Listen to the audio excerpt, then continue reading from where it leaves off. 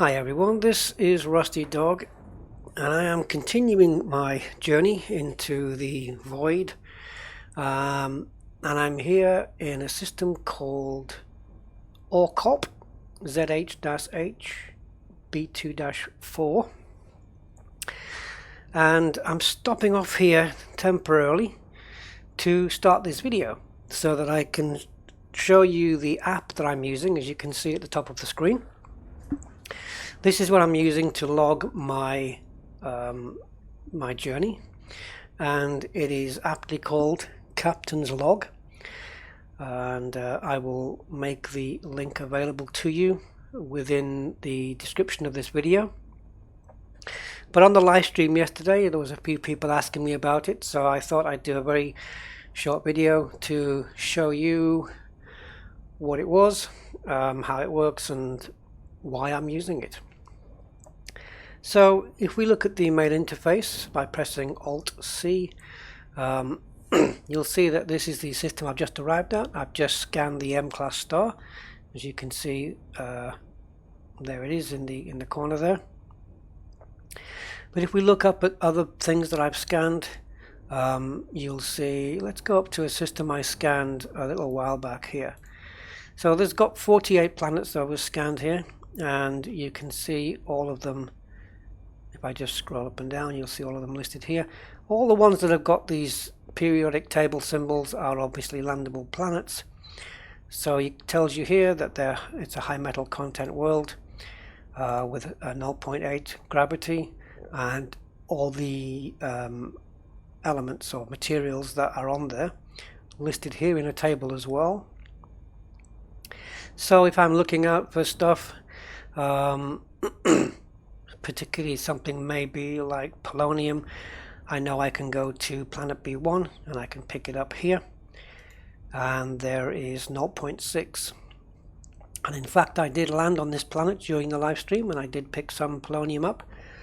Also, as you're scanning through the system, you might find these things popping up, and I'm going to demonstrate this now. Hopefully some of these will pop up as we scan this system, and it tells you that you found enough materials in this system in order to do a AFM refill stage 1, stage 2, stage 3, and FSD boost stage 1, stage 2, stage 3. So of course if I scan a planet and J2 pops up, it tells me that that planet alone contains enough materials to do a stage 2 boost. But these symbols are based on the entire system, not on the planet. If this popped up on the first planet I scanned, then fine. But maybe this planet that I scanned has only got half the materials to do a stage 2 jump. And if I scan the next planet, maybe it'll have the other half. Then it'll pop up. And that's telling you now that in this system you can land on all the planets you've scanned so far, and you'll be able to pick up enough materials to do the grade 2 jump, stage 2 jump, which if we look at this and we go to synthesis, we'll see that a grade 2 jump, I need cadmium, which I don't have. I haven't picked any up yet, so if I find a planet in this system that has cadmium, it'll pop up with J2, because I have, actually it won't, because it doesn't know that I've got vanadium, germanium and niobium. So I'm just going to have to keep a lookout. So I picked this system because it's small. In fact, let me just whiz this back to my current jump. These are all the jumps I've made since I've been out in the void. This is jump number 81. So I'm just going to flick back there so that it reflects here. It tells me how much I've traveled since I left my home base in Diaguandri, my current home base. I'm not saying that's my permanent one, but that's where I am at the moment. And I've traveled 3,671.34 light years, but I'm only 2,591 light years from Sol. Obviously because on the galaxy map I've been going up and down and slightly to the left and slightly to the right and all over. So let's just, oh, and if you want this widget on here, you're not gonna need to put overlay on here. If you want to record a video with this overlay, you're going to have to put Elite Dangerous into borderless mode. So I suppose windowed would work, but yeah, you'd put it into borderless mode as opposed to full screen, otherwise it's not going to record the widget here. All this. So, okay, if we take a look at this system, we'll see that every planet here is landable, but there's only 9 of them, so it shouldn't take too long. So I'm going to just quickly target, well, no, I'm not even going to do it that way. I'm going to do it this way. You can see already on this map, that this cluster here, I've got those turned off in the filter because I don't want to be looking at those. So in my filter here, I've got asteroid clusters turned off. Okay then, so let's hit the first planet and see what's there. And the moment the scan comes up, all the information will pop up in front of us. Now I know this information is already available within the system map, but this way it shows you in a more colorful way. It's instant, it's right in front of you, and you don't have to work out whether you can go down on these planets and pick up stuff for jump increases or whatever. It doesn't display things like, you know, SRV refuels and refills, because those materials are kind of pretty common anyway, so I suppose it could, but it doesn't. And I'm using Captain's Log version 2.0 beta 5 right now. In fact, while we're heading to this planet, I'm probably a bit too close to do this. I'll do it on the next one. When we head to the next one, I'll put up the about screen of the software, and you'll be able to see already the website address. Of course, it'll already be in the description anyway. Okay, so we're scanning this planet now. So the moment this scans, because it's a landable planet, we'll get all the material info at the top of the screen there. Alright, so just keep an eye out, you can't miss it. And there it is. So, what's it telling us? Okay, well, if I can find my mouse pointer, it's somewhere, it'll appear on that area, there we go. Okay, so this is the planet name that's just been scanned. This tells me that it is an icy world, icy body. That's the gravity, obviously. And then we have 22.8% of sulfur. We've got carbon, iron, phosphorus, nickel, chromium, zinc, germanium, cadmium, which is what I'm looking out for, right? Niobium and yttrium. So you think, well, okay, it's brought up cadmium. So why isn't that telling you that you can now do a grade 2 jump? Well, it's because it doesn't know that I have the other 3. So if in this system it finds vanadium, germanium and niobium, then it will pop up. So vanadium, germanium, niobium. Well, we've got germanium here. So we've got 2 elements. We've got niobium, we've got cadmium. So we need vanadium. So if we find vanadium on another planet in this system, then J2 will pop up here. I'm kind of tempted to jump down here and go and get this cadmium now, because I just don't have any at all. But I'm not going to, because I need to show you the rest of this. And I'm sure it's not going to take me too long to find another planet with cadmium in it. Okay, so let's go to the next closest planet and scan that one. And I decided I did want a way of logging my entire journey, and I asked on the Frontier forum what a good, because I knew there was a few exploration programs out there for Elite Dangerous, but I asked them, what's a good one? What's a really great way to log your journey? And the first response I got was somebody telling me Captain's log, and I went to the page, the web page, and as soon as I saw the screenshots, I knew that that is exactly what I was looking for. It logs the journey based by looking at the journal files when you jump, the journal files that Elite creates, and it picks up all this data and displays it right in front of you, and it's just fantastic. And you can even put little notes on your journey as well, which I'll show you in a minute. Okay, so this one contains 0.5 polonium. Well, the best I've ever had for polonium is 0.6. We've got germanium on here as well, niobium here as well. It doesn't have any cadmium here, and it's another icy world. Okay, let's try the next one. We'll do all the planets in this system on this video.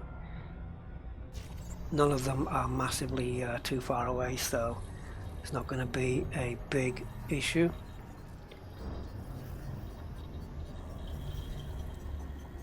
So let's see if we've found enough materials now for a...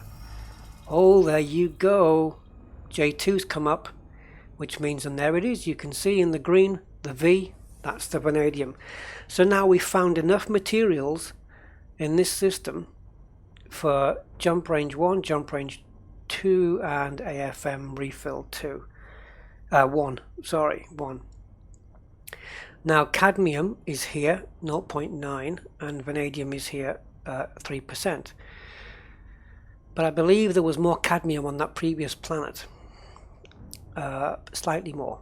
So let's bring up the interface, and we'll see that in here the cadmium is 0.9, where here the cadmium was 1.2. So there's slightly more chance of finding it here, but I would probably go here because if I needed vanadium as well, obviously, because they're both here.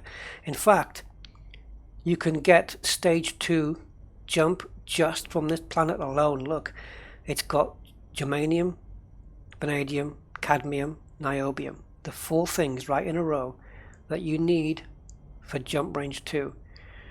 For jump range 1, let's take a look. You need FSD 1 is vanadium, germanium. Well, clearly both of those are there. And the other thing was AFM refill 1. Nickel, zinc, chromium, and vanadium. Nickel, zinc, chromium, and vanadium. So let's double check. So nickel, zinc, chromium, vanadium. So yes, just by scanning those 3 planets alone, we've got enough now for a stage 1 AFMU refill. And we've got these 2. Now if we carry on scanning the rest of the planets, we may be able to find more here. I haven't seen anything else come in here other than FSD and AFMU. As I said, it doesn't do SRV refills or SRV refuels, but clearly sulfur, phosphorus is enough to do the refuel. Have I got that right? Yes, I got it right. And SRV repair, iron and nickel, so no problem with iron and nickel, of course. Iron is Fe and nickel here, so iron and nickel in abundance here, or 15.8 and 12. On number 2 it's 16.1 and 12.2, so this is a good place to go for your iron and your nickel. And you've got your phosphorus and your sulfur, so you've got SRV materials here in abundance on this planet. Polonium, which is something I am looking out for, but I'd like to get something above 0.6 if I can, so I don't have to scout around for too long. And then you've got the quite rare yttrium, which I already have quite a bit of. And you'll notice these are the periodic table symbols. So Fe, is iron, and then we have antimony here. Now this database is called Rusty's Odyssey. You can configure a new database every time you set off, and it starts the odometer at 0 every time, so you can load in a previous database. So if I was to go into my proper Rusty Dog account and launch this, I could start a new database and it wouldn't interfere with this. And then when I come back into this account to start exploring again, I can just load in this database again and carry on from where I left off, and there's no interruptions. So it is a really, really, really cool program. Right now, Beta 5 is the latest version, and here is all the details. Kevin Cave is the developer here, and http scarygliders.net/captains-log, and of course you can donate if you like Captain's Log. I haven't donated yet, but I certainly will be doing, because I do appreciate when people put work into a really good app for this kind of stuff, and clearly this has been a nice piece of work. It's nice. So I will soon become a donator. I have no problem donating to something like this, because I'm going to be using this program for the entirety of my journey, and it's going to be logging everything. So when I get back, oh, I forgot to show you the notes. So like this one, I put a system note here. If I double click it, you can just type in whatever you want. I just called it end of day 1 so that I would know how many jumps I did at the end of the first day, which was 78. And up here I did a jump note, first damage taken to hull and power plant when I jumped into a system with a neutron star, and as I was pulling up and out and away to try and get away from it, it emergency stopped me. That was way back on jump 39. I have found, I don't know if you need to do Control C, but I have found that if you click on a system, let's do this neutron star system. You can see here there was a neutron star. If I click on that and do Control C, as I said, I don't know if I need to do Control C. And then I go into the galactic map and I do paste. It should take me right there. And if we go into the system map, we'll see there it is, the neutron star. So all in all, I think a very cool map. Now don't forget, because I showed you the neutron star system, the top widget is showing me that system right now. It will, I think when I jump, it will go back. And when I jump to the next system, it will show me the correct one. But I'm going to come down and put it in there anyway. There we go. So that's basically showing the last planet that I scanned. So let's speed this up and take off the orbit lines for now. And let's see what this next planet holds. So if you're looking for materials, this is also great in the bubble, because if you're looking for materials for engineers and you don't want to go to the outlying planets by some of the engineers' bases, then you can quite happily just scan some planets close by, even ones you've scanned before, so that they get entered into the database here, and it'll instantly tell you what's down on the surface, and you can go material hunting. Okay, so we've got molybdenum there at the end, ruthenium. SN was, I knew it yesterday, is it tungsten? Tin. So yeah, so tin, we've got germanium, selenium, chromium, nickel, phosphorus, and the usual common elements. They go in commonality down to the more rarer ones, but we haven't added anything here. Oh, of course, now because I've clicked onto the widget, I got my mouse pointer. Wow, I think it's just started to rain. Yep. So if you want control of your game back, you're going to have to click here in the Elite window. Okay, so we've got that. Okay, let's go to the next planet then. And we'll see what's there. Again, that last planet was an icy world with a gravity of 0.17, so there'll be a little bit of slippy sliding going on there, I suppose.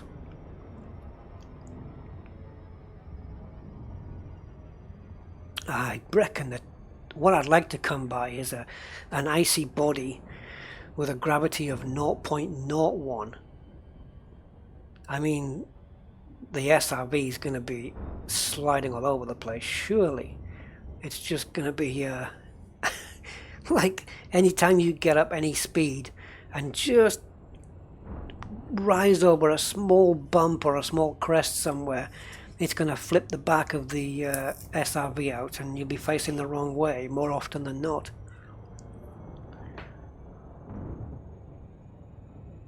So if you're a budding explorer or you spend time hunting materials on planets, you can't not have this program. It's just too good not to have. You don't need to have the widget, by the way. You can choose not to display that on your screen, but I think it's a very welcome addition, and it adds a bit of color to offset all of this orange. I think you've done a really good job.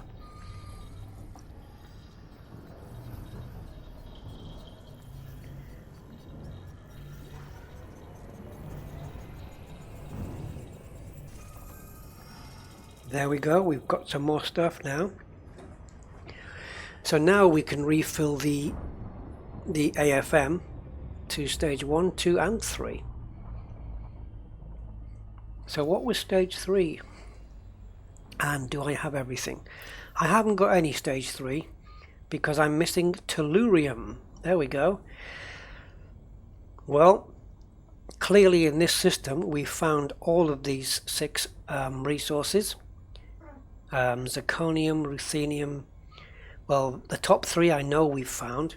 So tellurium, you can see by the red symbol at the top there that is tellurium. There we go. And Hg is mercury, right? Yeah, I'm learning it. I'll know these rarer ones by heart soon. So we got tin, and there's tellurium. So I don't have any tellurium. So as I said before, I could land there now, another icy body, and go and pick some tellurium up. Tellurium and cadmium I don't have anything of. Or I could just wait until I scan a planet that contains tellurium and cadmium, and then I can go down and kill 2 birds with 1 stone, as it were. So let's have a look at this other one.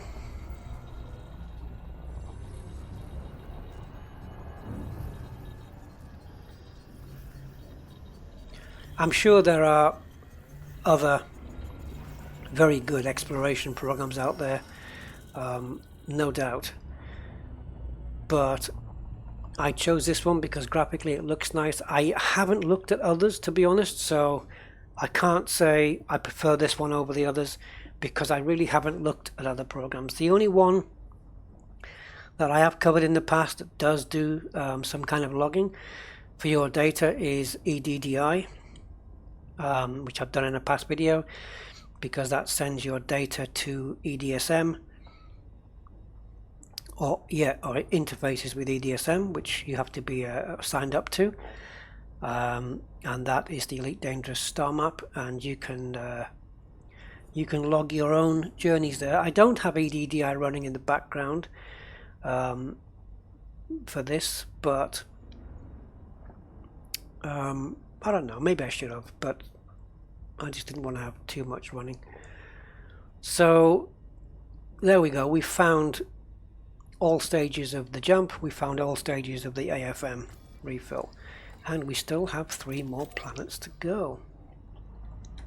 So then it's also a question of finding materials that you want, maybe with a slightly higher percentage.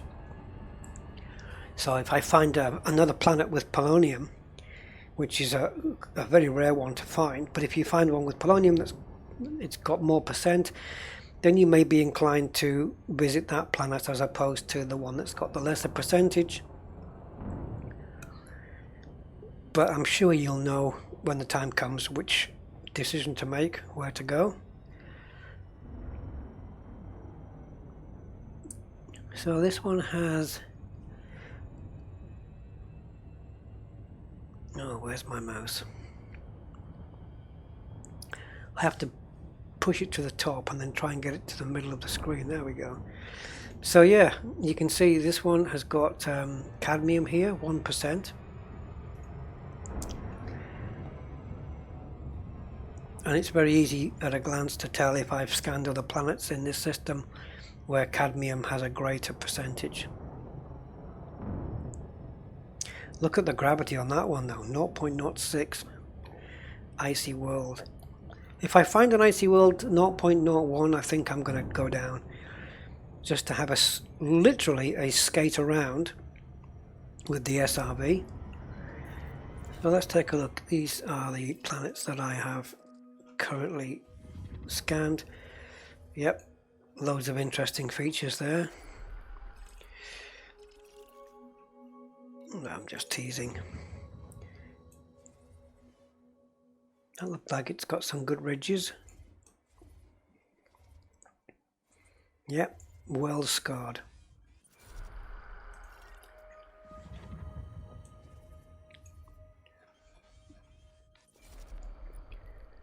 And of course, all the information that's in the thing is here. The sulfur, it's all here anyway in Elite. All the information that's here is, it's here anyway. But Captain's Log puts it in a nice graphical way, and it puts it right in front of you straight away, so you don't have to flip over to the maps and whatnot. So Captain's Log really isn't displaying anything that Elite doesn't already tell you, except for the only thing I've noticed that it does tell you is that a planet may have water geysers or something like that, and it will tell you whether they're minor or major. And I think, if I'm not mistaken, in Elite it just tells you whether there's water geysers or not. If you're scanning planets that you can't land on, it'll tell you these things, whether the planet is a terraforming candidate, whether it's a rocky world, a gas giant, a water world. If you choose not to put the beta in, I'm not sure whether you get the widget with the stable 1.43 version, but I think it does tell you the amounts for, in credits of the stuff you're scanning. Bearing in mind it does vary. Some planets have got ranges like Earth-like worlds. They may not have a fixed amount of how much you earn from scanning an Earth-like world. I think it varies between one and another, but it will tot up a list of what you've scanned, and I guess from that you can possibly work out how much you've earned so far on your journey, more or less. I haven't tried 1.43, so don't quote me on that. I don't know if that feature is going to make it into 2.0. It may do. I have asked on the forum, but to be honest, I asked a few days ago, and I have to admit I haven't been back and looked.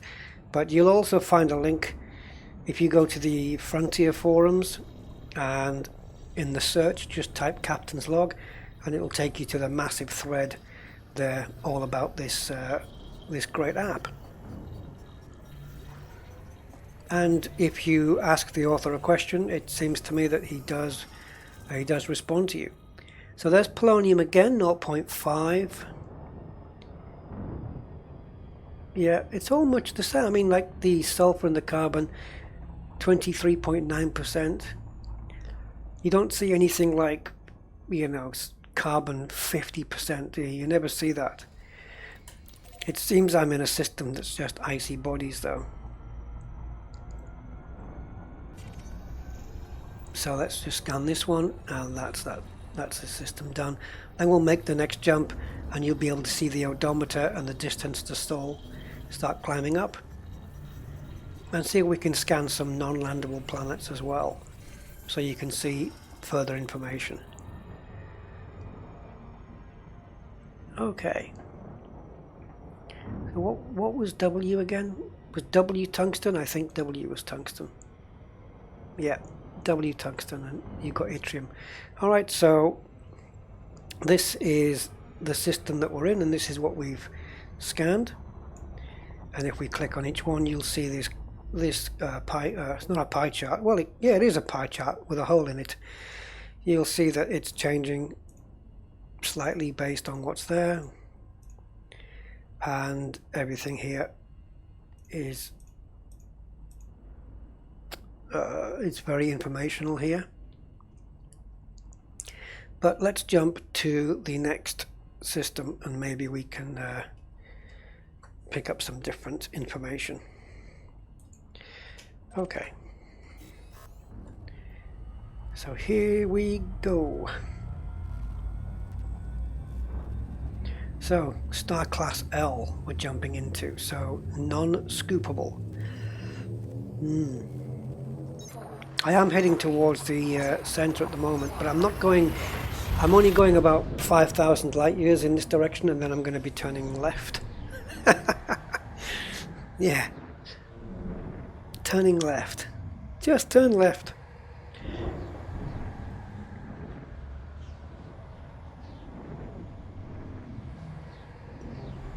And it's of course now, because when you jump in you're offset with the star, you're not dead center. If you want to scan the star now, you do have to move it in like that, which I suppose, whatever.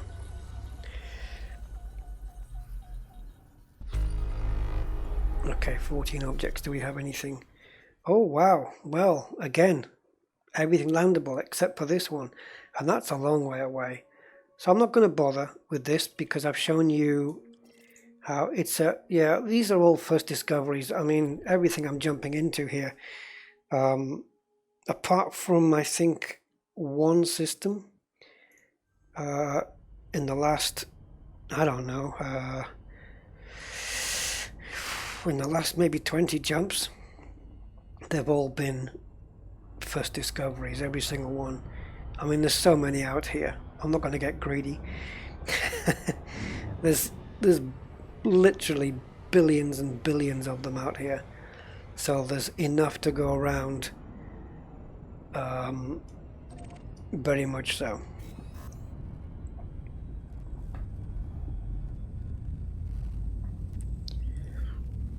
So we're in the Orcop region at the moment. I'm making my way to the Eagle Nebula, or the Eagle Sector. I suppose there's an Eagle Nebula. There is a nebula, but I am assuming it's called that because there is a place to land there, and I'm just going to go there and just effect some minor repairs on the ship. And also because I haven't been to the Eagle Nebula before. I've been to a lot of nebulas, but the Eagle is one I have not been to, so that's a second reason why I'm going to go there. And what's really nice about this ship as well is I performed clean drive tuning on it, and a low emissions power plant, and I can get in and scoop almost to the maximum, and my heat, the heat is barely rising. Look at the scoop rate, and look at my heat. I can just sit here all day, and you know, if I hadn't applied some of these things, and I have modules disabled to keep the heat down as well, keep the power down, I would probably be in the 70s by now. and it's just sat here in the 60s like no problem. So the ship runs fairly cool. How many things did it say? Oh, there was nothing?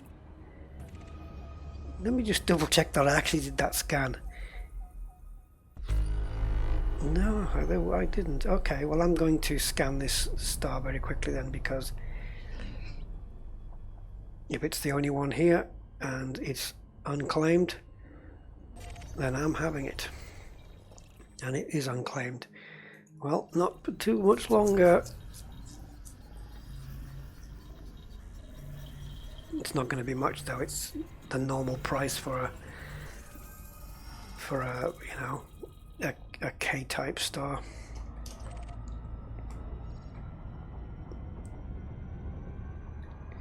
So I'm just going to try and come across a system, hopefully soon, that has gas giants and stuff. And it does tell you the atmosphere. It tells you if it has geysers on there, or geysers. I think I should start practicing to use that pronunciation.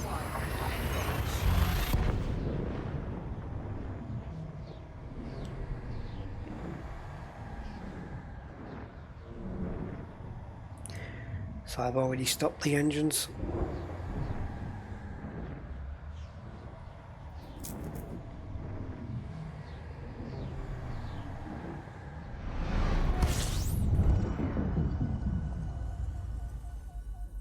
Takes a few seconds for the there it is, for it to kick in, to get to the unexplored here in the middle of the star. It does take a few seconds for that to pop up. So 11. Well, okay, they're not landable, but we'll scan them. That looks like it could be a high metal, that one maybe. There's very few here. How far away is that one? Yeah, so I'll probably scan everything here. So let's have a look here. There's no gas giants here, so in the widget at the top you'll get R if it's rocky, you'll get IR if it's icy rocky, or RI possibly, I'm not sure. GG for a gas giant,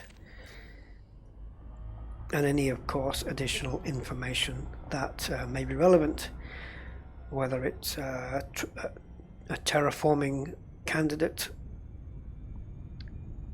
Hopefully you'll get to see some of that information popping up now.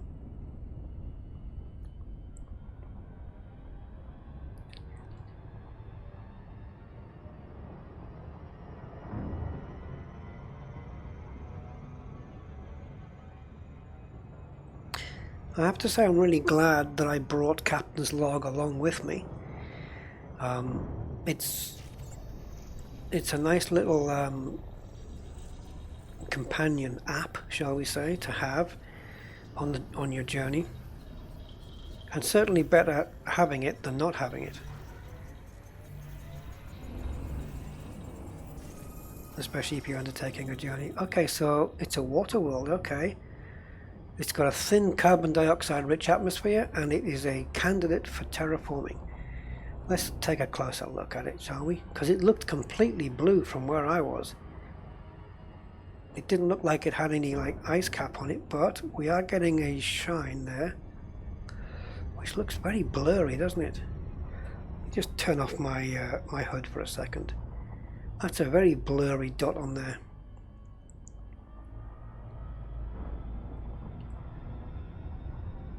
Is that the specular? No. Wow, I haven't seen a water world like that where it's got a very undefined edge on that region there.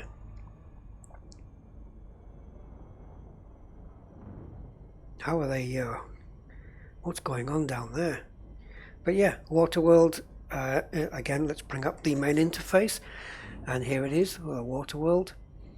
And it tells you here, tidally locked, how many Earth masses, so 0.1, so it's a tenth of the mass of the Earth, or well, not a tenth, it's all just under a fifth, I think. And You've got your terraforming status, any volcanism if there was, but not here. I just read this in a texting kind of way. So instead of me reading it 0.078 atmospheres, I've read it as and the surface pressure is 0.078 at the moment. Yeah, obviously not at the moment. So the system we're in has a K-type star. I've just scanned a water world, and of course it's just told me I've scanned one star and one planet in this system so far on my 84th jump. Very, very cool. And I can't get rid of my interface. Alt-C, there we go. Okay, and let's look forward. Let's move on to the next planet. I don't know when the next landable one's going to come up. Hopefully not too far away. There are a couple here. Let's try and move out away from that planet as quick as we can.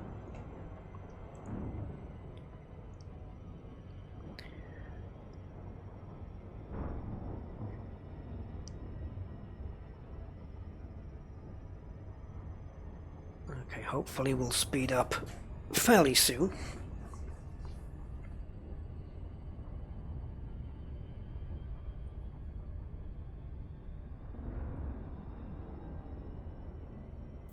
So where are we heading to now then?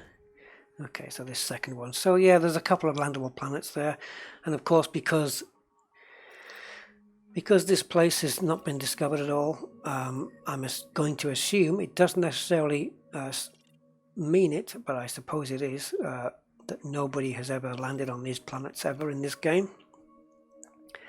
Yeah, because if you click on the planet if you target the planet in the game, it's going to get targeted, isn't it? And it's going to get scanned. Is it possible to land on a planet without even without targeting it? I don't know. That's the question. Because you can go in, what I'm trying to get at is you can go into a system that says unexplored, and there's no first discovery name on it, but that doesn't mean that nobody's passed through and ignored scanning anything. It doesn't mean you're the only one ever to come through this system, but it might be the case. Maybe no one's ever been in this system ever. Okay, so what have we got here? High metal content, HMC there, and a thin carbon dioxide atmosphere. Let's not get too close to it because I don't want to drop off speed if I can help it. And I got too close to it. It didn't look like a big planet either. How big was it? And this is a lot quicker to bring up than the system map as well. So Earth masses, yeah, well, again, it's about the size of that water world. Radius 3,000, well, about the mass of it anyway. The radius is 3,500. The water world, yeah, I'm right, it's the same. 3,500 kilometers. The radius. You've got the surface gravity there, 0.5, 0.57 there. Temperature 210 Kelvin.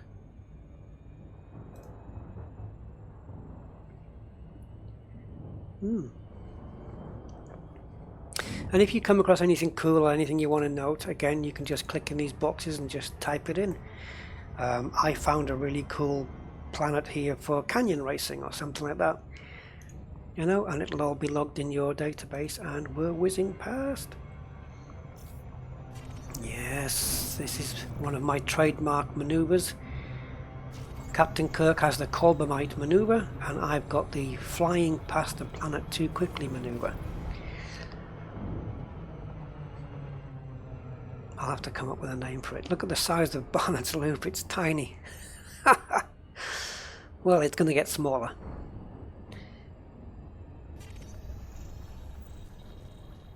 Yeah, the Great Rusty Overshoot.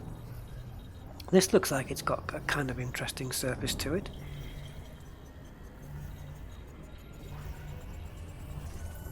Okay, again, high metal content, carbon dioxide atmosphere. So yeah, if you want to kill yourself, you can certainly have a pop down there, and it will be like breathing your car exhaust fumes.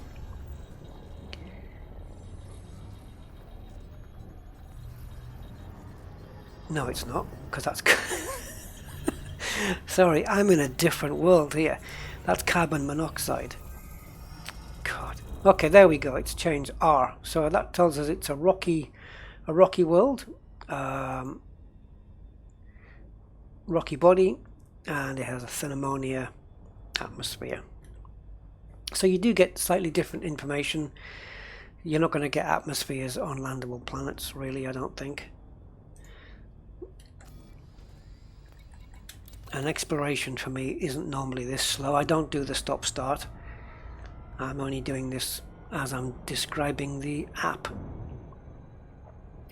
So now I'm 3,810 light years away from... no, I'm not. I've travelled 3,810 light years, and I'm 2,685 light years from Sol.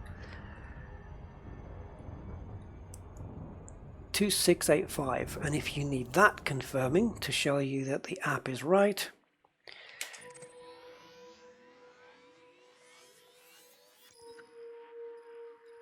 (2684.7).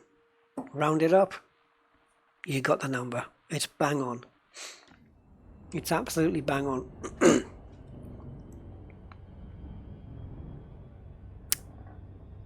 So I think we'll just do this system. I don't think there's too much more, just those, and then we'll wrap up this video. And yeah, that is a recommendation from me, that if you are even remotely interested in going out exploring, even if it's only 1,000 light years or so, or out into the deep, take Captain's Log with you. It's very, very useful, extremely useful app, and very informative, I think would be the correct word there. Very, very informative. Like I said, it doesn't tell you anything more really than Elite does, but it displays it in a format that's so much more intuitive and gives you the data at hand so much better. Here we go, look. Now, this is an example of what I was saying. We've got a thick methane-rich atmosphere here, and it says major water geysers on this ice world. Okay, so if we look here, there it is. So we've got a water world, 2 high metal contents, a rocky world, and an icy. So a nice mix up there. And it tells you if you've got the little bubbles that pop up, bubble dialogues, or balloons, or whatever they're called. I do know the correct term, but I'm just thinking about my next sentence. So yeah, the icy bodies, and we got here major water geysers. Now, it does differentiate between major and minor here, but if I go into the system map, you watch it prove me wrong now, and I click here, and I click on the planet that we're on. Yeah, it just says water geysers. Now, this, whether it's major or minor, isn't really anything you need to, that's going to affect you, because you can't land on it anyway. But you can get geysers on landable planets, so that information will come up as well, I guess. If you find a landable planet that's got geysers on it, I'm sure geysers, or whatever, those things, then it'll come up here. And I'm guessing if you find major, maybe it'll be easier to look on the surface to actually find one. So a slight extra bit of information there, telling you that it's major, which for landable planets is maybe useful if you're looking to find any geysers out here in the black inky void. So we've got another 4 bodies to scan. The last one's a little bit further away.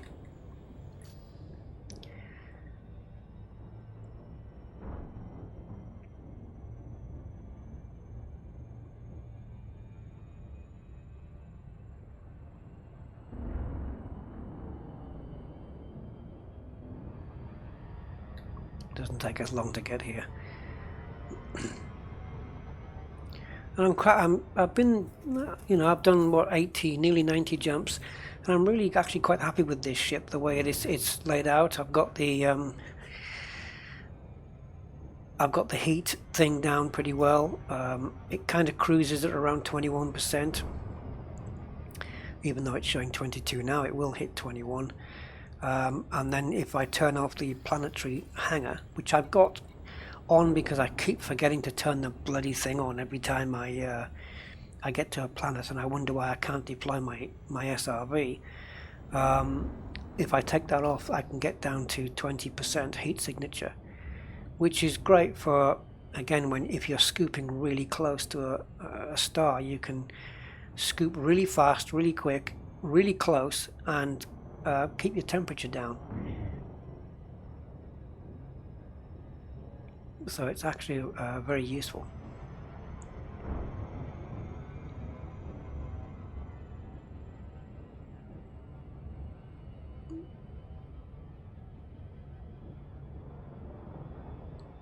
And I've got a good jump range on this ship. As I lose fuel, I can get up to yeah, it's 47.7 right now, but it can get into the 48s and the 49s if I let the fuel drain off. If I do another jump, it might be enough to get me into the 48 jump range. But then if you want to utilize that 48 jump range, you're going to have to replot your route again, because it means that the route I've plotted so far for the next, I don't know, 17, 18 jumps was done based on the fuel I had at the time. So you'd have to go to your destination, clear the route, and then replot, and you might get some bigger jump ranges. But then, if you fuel scoop, you might end up doing or getting to a jump you can't reach because you no longer have 48. Now look at this one. This is rocky ice. Alright, yeah, RI. And it actually tells you here, rocky ice body, thick argon rich. Let's have a look.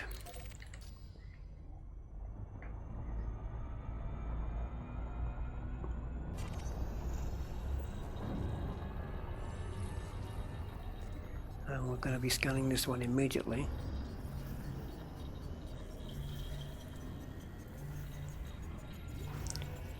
Icy body. Oh, look at this one. Landable. Rocky ice. Rocky icy landable. And there's the elements or the materials that it has.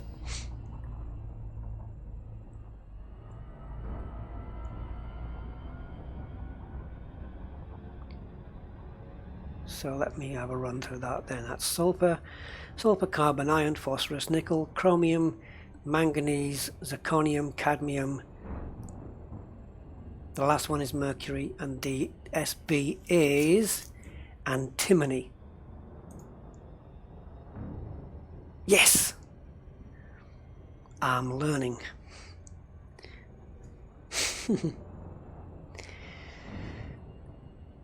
And antimony is a rare one. I don't think I have any antimony,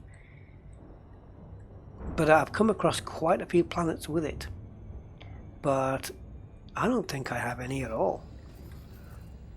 I don't recall ever picking any up as Oliver Hardy here. No antimony whatsoever, and it's got 0.9, which I think that's a pretty good amount for a very rare item. I'm just wondering about the color coding here. Just taking a guess on the color coding. Are the colors based on elites, common, very common, rare, very rare? I wonder, I'll have to check that at some point. I'm just wondering whether there's a correlation there, or if they're that colour for another reason. We'll check that now, we'll check that now because I'm interested. There's a quick way to check, I think. Okay, so technetium, so we got cadmium and niobium in yellow. Okay, so I don't have any bloody cadmium to find out. Okay, so chromium, magnesium and zinc are in green. So let's have a look. Chromium is 2. It's got two little flecks on the symbol there. Magnesium, or manganese, sorry, manganese has got 2, and zinc has got 2. Yeah, it looks like they're color coded. So the blue is the like this with the 1 fleck on it. The green is the 2 fleck thing. The niobium, which is in yellow, is the 3. Technetium, I don't know if I've got technetium. No.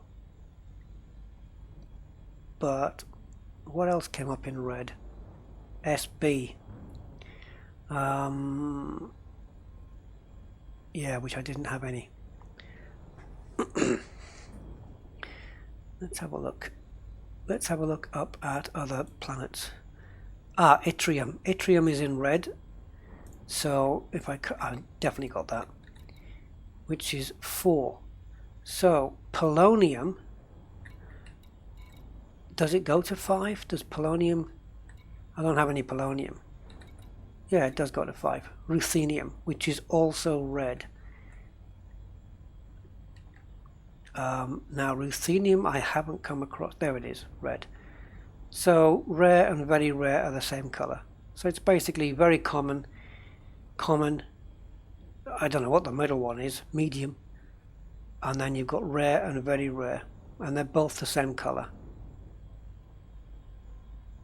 So yeah, yeah. So the more reds and yellows, the more rarer stuff it's found, I suppose. Well, certainly with the more reds.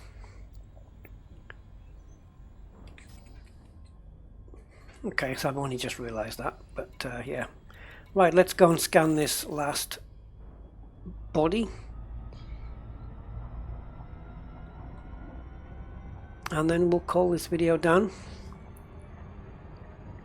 I think you've pretty much seen Captain's log and how it works and the features it has. So again, we've got the about screen there, and that wasn't meant to close. And the other one is the configuration screen here, where you've got Rusty's Odyssey here, and you can just create a new database. So you can say, you know, Rusty day 2 or something, and create different database every day if you wanted.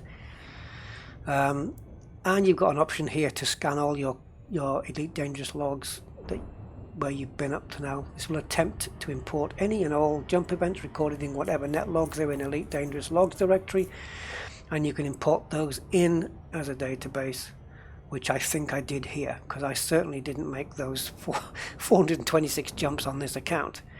So I think that was when I put the logs in. I did a little test run there, and every time you create a new database, the odometer resets. But then of course you can click here and then go switch to highlighted database, and then you just carry on your journey from where you were. So it's very simple, it's very intuitive, and you've got a screenshot manager which will take a duplicate of your screenshots that go into your Frontier Pictures folder, and it'll put another copy in its own folder. I think it does it in a JPEG as well, so you might be able to even choose the format. I'm just whizzing past my planet there, and I think you can even send them to, I don't even know how to say that, ImageUR or IMGUR, however it's pronounced, but you can send them up there as well. So all in all, a very, very cool app. I have Rusty Dog approves this message.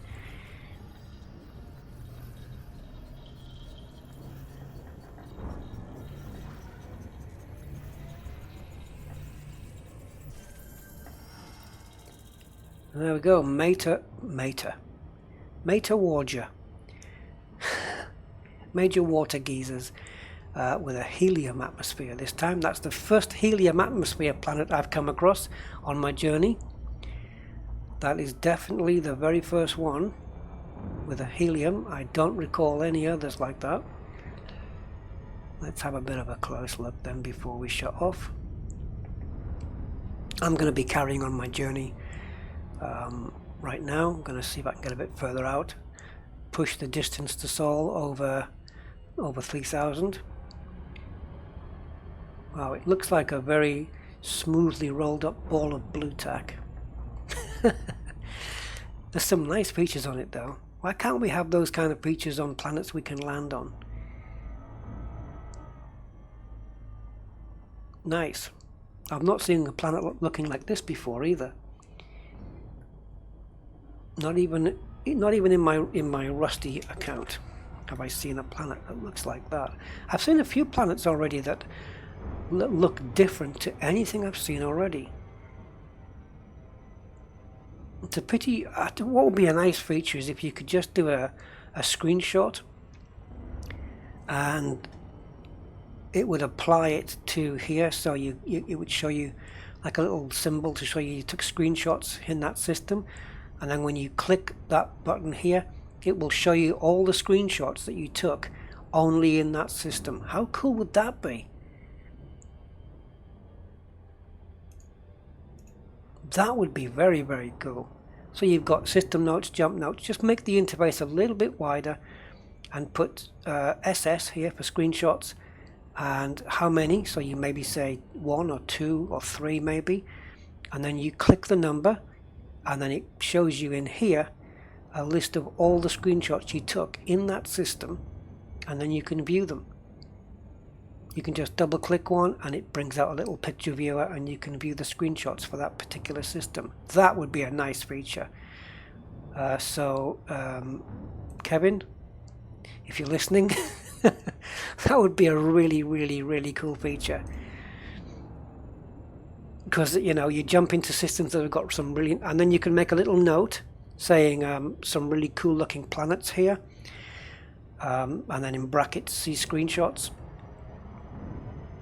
And then maybe you know, in your folder that it creates, you can have subfolders with the system name on it. So the folder would be the name of the system. So in this case, ORCOP BSW C422. No, I knew I'd get it wrong. C321, yeah, ORCOP XLY C321 would be the name of the folder, and inside would be all the screenshots pertaining to that system. That would be cool. I'm not going to be taking that many screenshots, I don't think, but I'd like to know that when I do, that I would know which system I took them in, especially if they're external screenshots where you don't get, it doesn't tell you the system. So, maybe it does that already. What I mean is when I press, if I enable the screenshot manager in Copilot, I know it saves it to a folder that I tell it to, but does it then put them in subfolders based on the system? I actually don't know. I haven't even looked. I'll find that out though. But it would be nice if it was displayed on the database as well, on the actual main interface.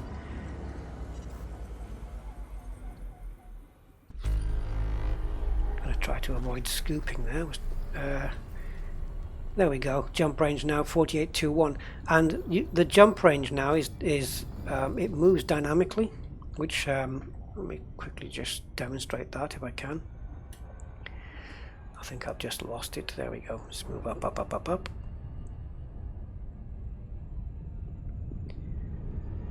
Okay, yeah, slingshot.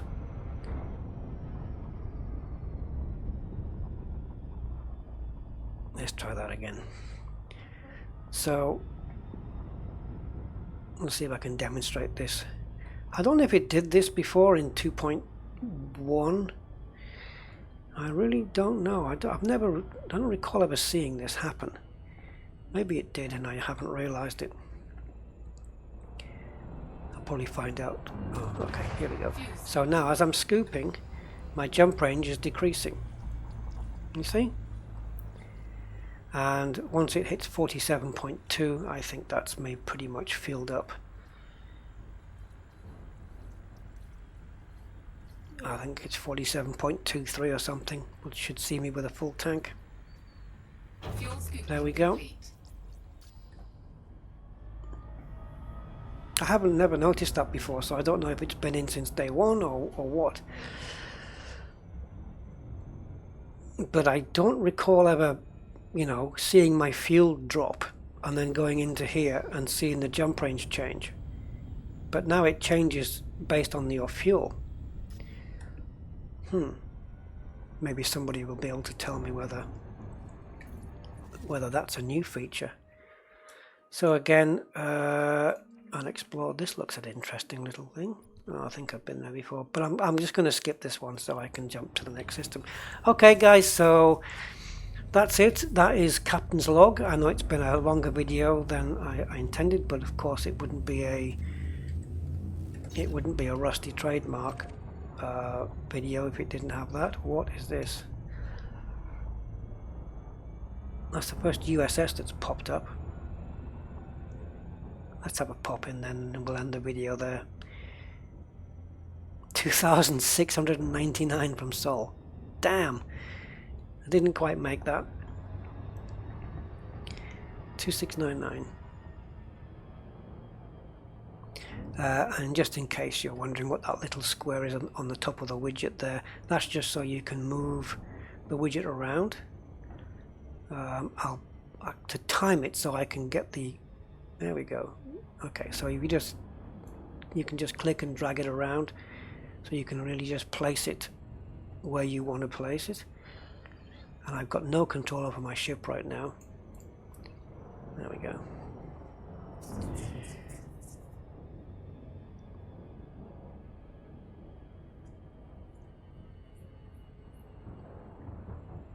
I wonder what I'm going to find in here.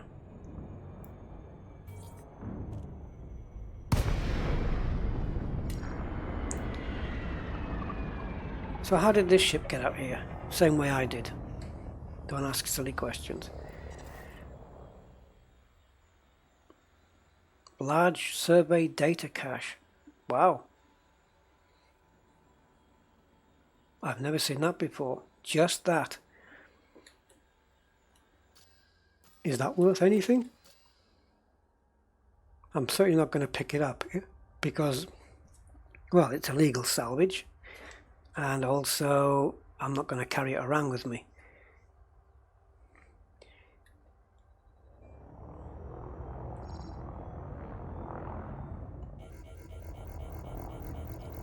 No, it's just a standard canister. Oh, I've just clattered it. Even these canisters have got more details now than they used to have. I don't know if that came in 2.1 or 2.2, but even they're more detailed. Okay, guys, so I'm done. Again, if you're an explorer, get Captain's Log. It's brilliant. And I'll catch you on the next video. So thanks for watching, and bye bye for now. Bye bye.